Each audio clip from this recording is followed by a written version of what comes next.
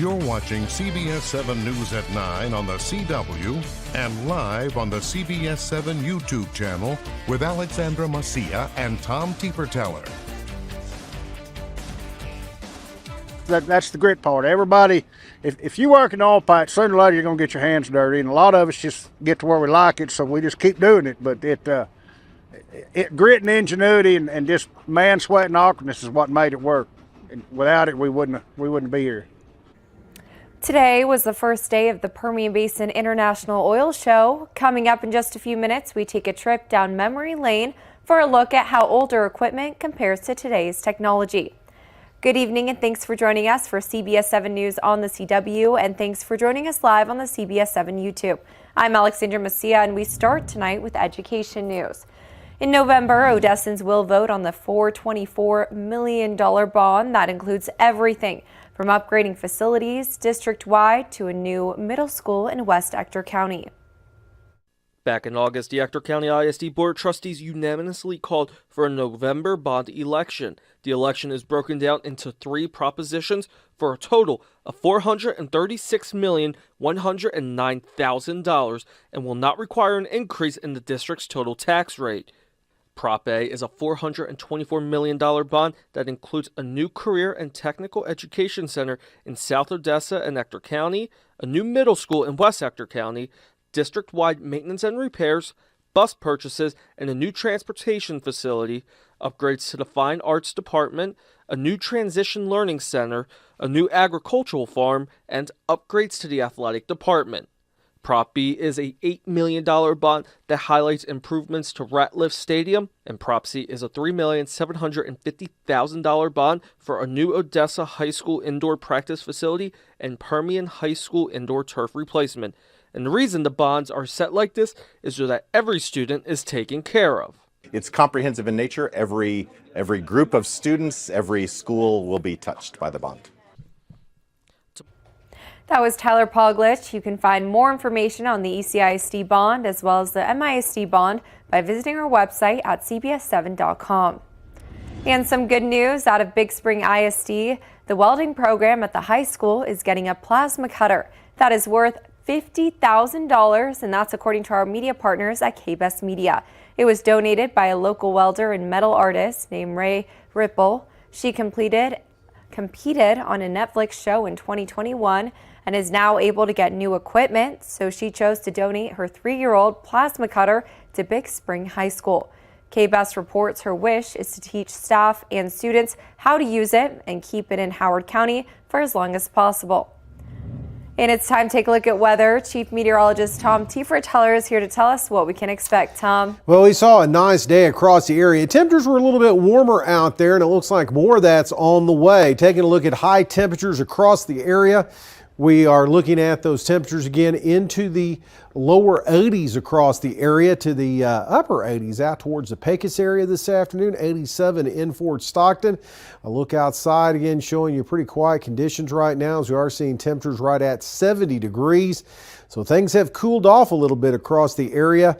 And looking at those winds, they have calmed down quite a bit. Now here's a look at that temperature trend here over the next few days, showing you a few changes in our forecast. Tomorrow, 90 degrees. That's going to be running close to 13 to 14 degrees above where we should be this time of the year. A hint of a dip on Thursday behind a wind shift and a cool front, but then back into the mid to upper 80s, near 90 coming up late in the weekend before we see some bigger changes with a cold front that we'll talk about here in a couple of minutes.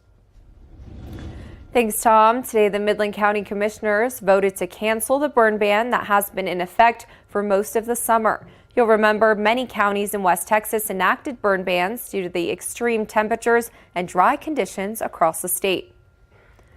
And in your oil and gas news, day one of the Permian Basin International Oil Show is complete. The show is a chance for people from all over the world to see the newest equipment in the oil and gas industry, but they also can take a trip down memory lane to see what the industry looked like hundreds of years ago.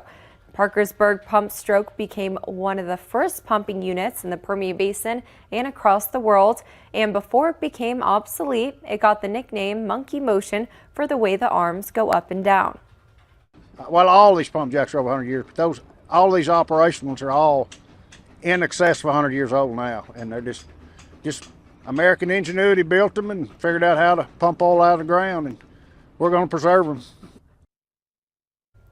The cable oil rig was the original piece of petroleum equipment that was used in West Texas and across the world. That's the main thing about a show.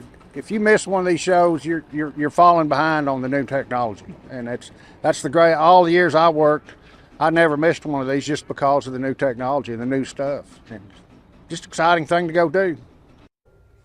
Eaton says he believes that this is the only remaining operational wooden rig left in the world, and there's still a chance to see that rig. The International Oil Show continues for the next 2 days.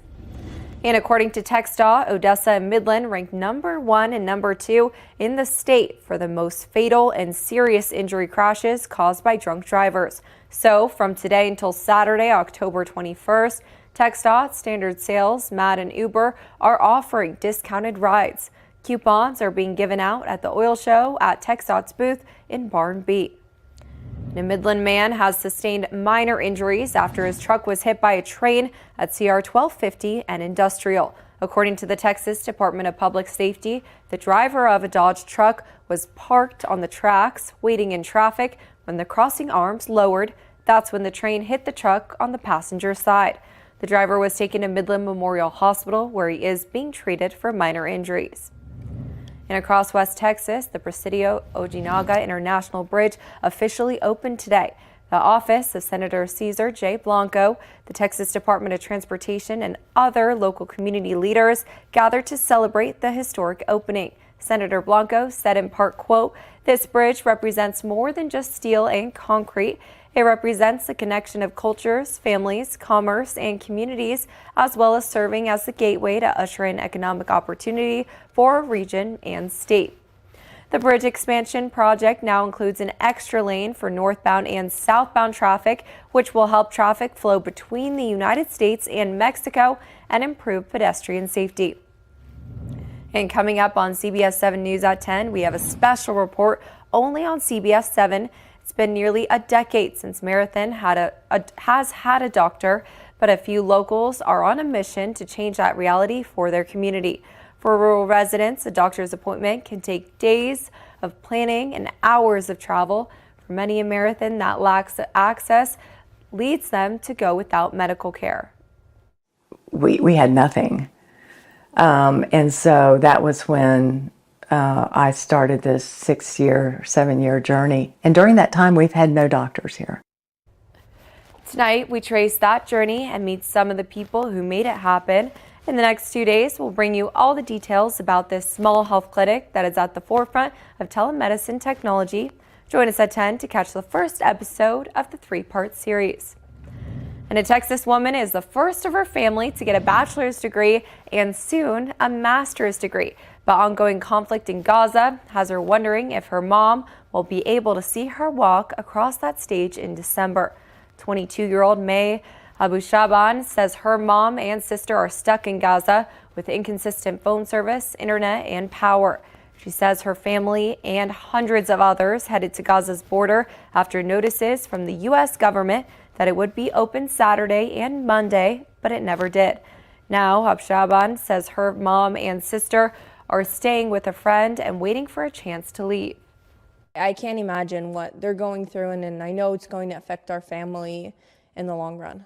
I was speaking to a friend yesterday, and I told her I feel like I'm in my own personal hell.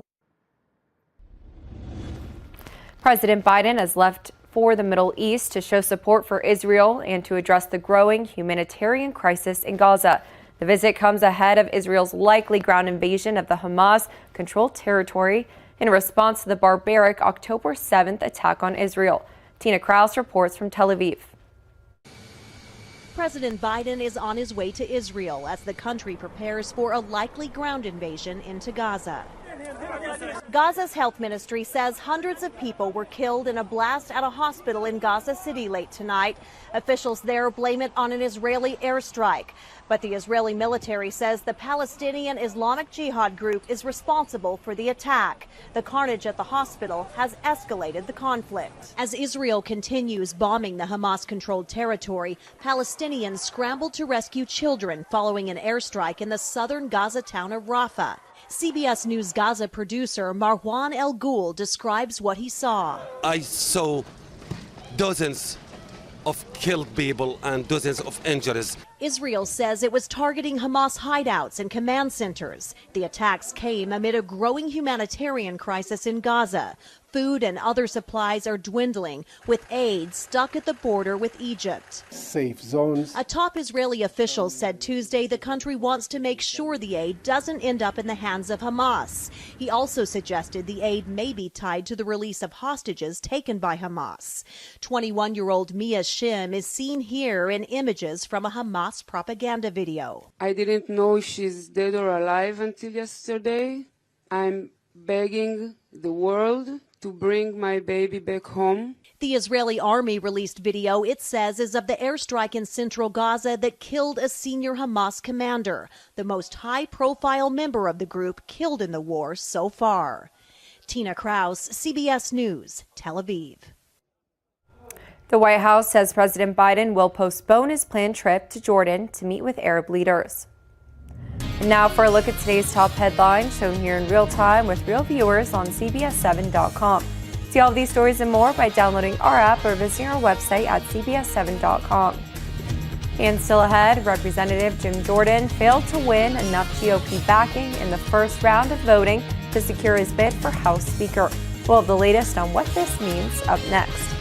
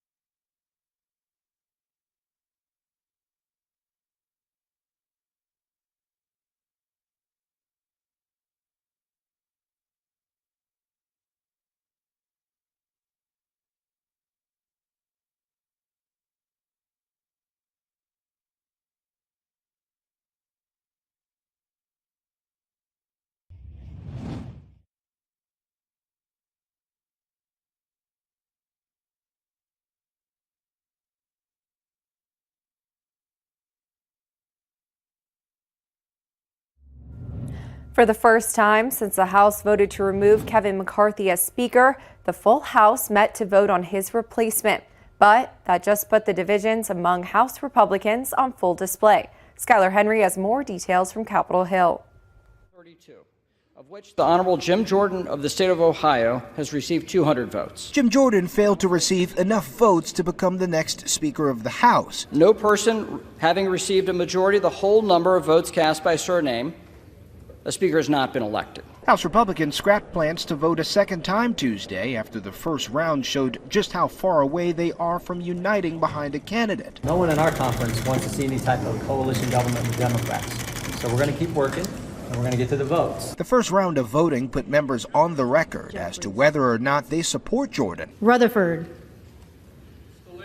Scalise. The outcome could lead to public pressure on the holdouts to get on board. At the end of the day, we're in a position where now people can, they're out there. Their constituents will let them know whether they're for them or against them. It's unclear what Jordan can do to win over the 20 holdouts or if anyone can get the full support needed to become Speaker. But the House is paralyzed until someone can get 217 votes. Meanwhile, the Senate is preparing to work on a bipartisan bill to help Israel. That includes military support, intelligence support, diplomatic help. But clearly, the world has changed dramatically in the last 10 days. But the measure won't go far for now, because the House can't vote on it or any other bill until the majority is united behind one speaker. Skyler Henry, CBS News, Capitol Hill. House Republicans have scheduled another vote for 11 a.m. Wednesday morning, but those plans could change. Well, we are going to see some changes in our forecast. It's going to warm up a little bit, but next week, though, a different story we'll tell you about coming up next.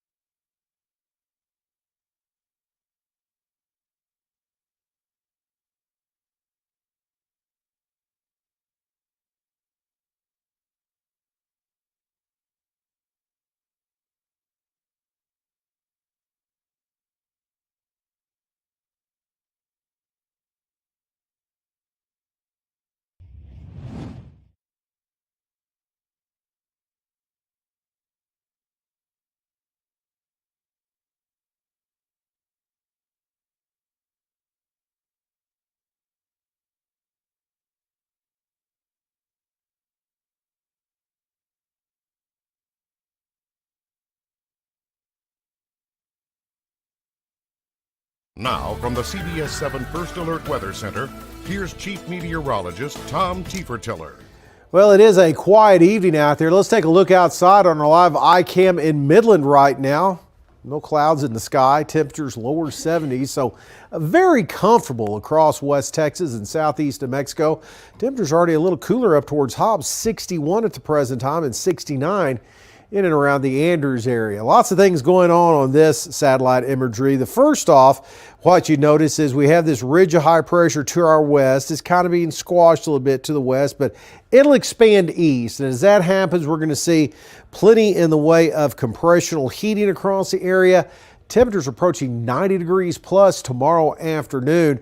But there's a little storm system scooting across the Dakotas into Montana. That's going to swing a weak front down on this northwesterly flow in the upper levels of the atmosphere, and that's going to help cool things off just a touch coming up on Thursday. Also, we're seeing a little high-level Pacific moisture start to roll in. We're going to be watching this next week. There's a tropical system developing across the eastern Pacific, and that could come into play with a way of some rain showers, thunderstorms next week. But Plenty of time to watch that. Right now across the state of Texas, not much going on as we're seeing pretty quiet conditions across the area. And temperatures today, well, not all that bad, especially across the eastern half of the state. Mid to upper 70s this afternoon. We warmed up into the low 80s, up to 86 in Presidio. Warm spot 89 out towards El Paso. Here's what we are looking at on your West Texas Futurecast. Again, there'll be a high cloud or two stream across overnight tonight, early into the morning hours, but relatively quiet conditions in the forecast for tomorrow. Lots of sunshine on the way, just a few clouds down towards the Big Bend area. And moving the clock ahead towards Thursday, we're going to have that weak front drop down across the area, but no clouds associated with it. It'll drop temperatures a little bit. So the rest of tonight, back down into the mid 50s out there across the area, but then look at those 90s spreading across a large part of West Texas coming up for tomorrow afternoon before we see that next front late tomorrow night into Thursday. Trying to cool things off a little bit. Then warming back up nearing 90 by the weekend as we'll pick up a few more clouds as we'll start to see some of that high-level Pacific moisture roll across. And then next week, we're going to see another front on the way. This one's going to have a little more fall oomph in our forecast, but also rain chances trying to increase too with that front and that tropical moisture for the middle part of next week. Let's cross our fingers on that. Looking at one of the better chances of rain we've seen in a little while. Coming up next on CBS7 News at 9, AI technology is continuing to progress. We'll have more on its newest advancements in just a few minutes.